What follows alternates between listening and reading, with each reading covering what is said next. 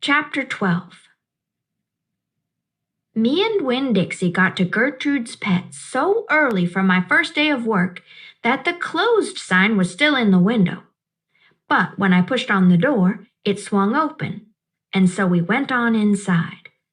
I was about to call out to Otis that we were there, but then I heard music. It was the prettiest music I have ever heard in my life. I looked around to see where it was coming from, and that's when I noticed that all the animals were out of their cages. There were rabbits and hamsters and gerbils and mice and birds and lizards and snakes, and they were all just sitting there on the floor, like they had turned to stone. And Otis was standing in the middle of them.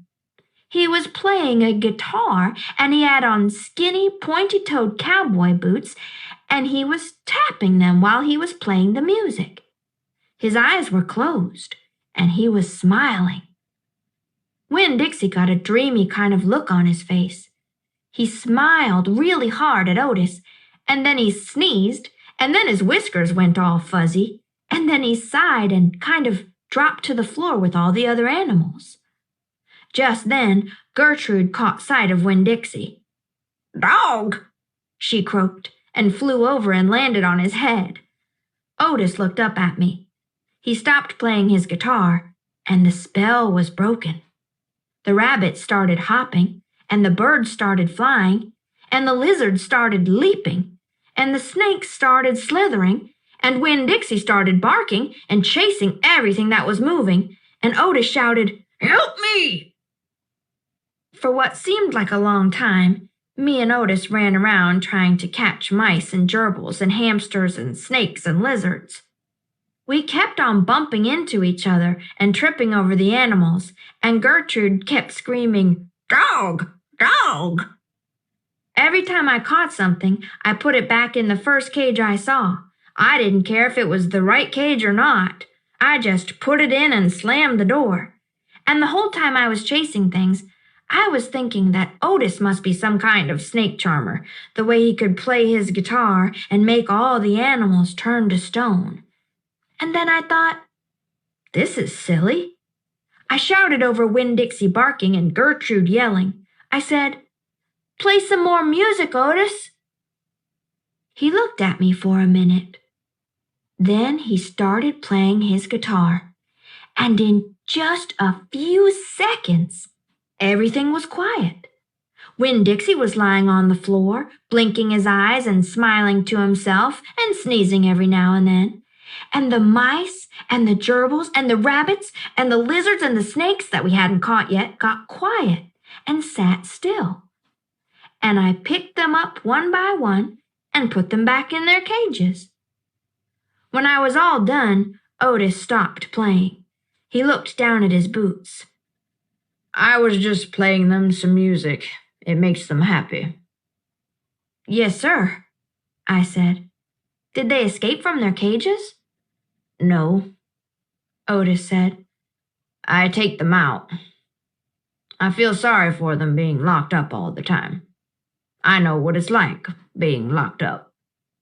"You do?" I said. "I have been in jail," Otis said. He looked up at me real quick and then looked back down at his boots. "You have?" I said. "Never mind," said Otis. "Aren't you here to sweep the floor?" "Yes, sir," I told him. He walked over to the counter and started digging through a pile of things, and finally he came up with a broom. "Here," he said. "You should start sweeping." Only he must have gotten confused. He was holding out his guitar to me instead of the broom. "With your guitar?" I asked.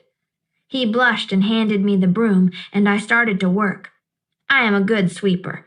I swept the whole store and then dusted some of the shelves. The whole time I worked, Winn-Dixie followed me, and Gertrude followed him, flying behind him and sitting on his head and his back and croaking real quiet to herself. "Dog, dog." When I was done, Otis thanked me. I left Gertrude's Pets thinking about how the preacher probably wouldn't like it very much that I was working for a criminal. Sweetie Pie Thomas was waiting for me right out front. "I seen that," she said. She stood there and sucked on her knuckle and stared at me. "Seen what?" I said. "I seen all them animals out of their cages and keeping real still. Is that man magic?"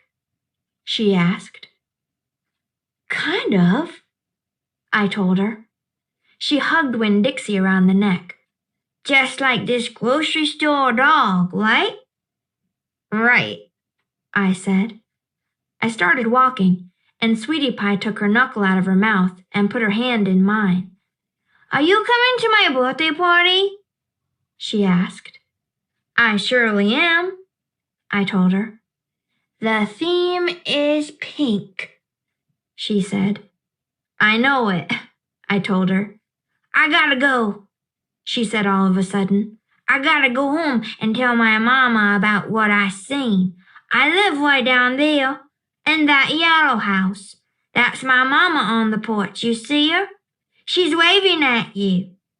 I waved at the woman on the porch, and she waved back, and I watched Sweetie Pie run off to tell her mama about Otis being a magic man. It made me think about my mama, and how I wanted to tell her the story about Otis charming all the animals. I was collecting stories for her. I would also tell her about Miss Franny and the bear, and about meeting Gloria Dump and believing for just a minute that she was a witch.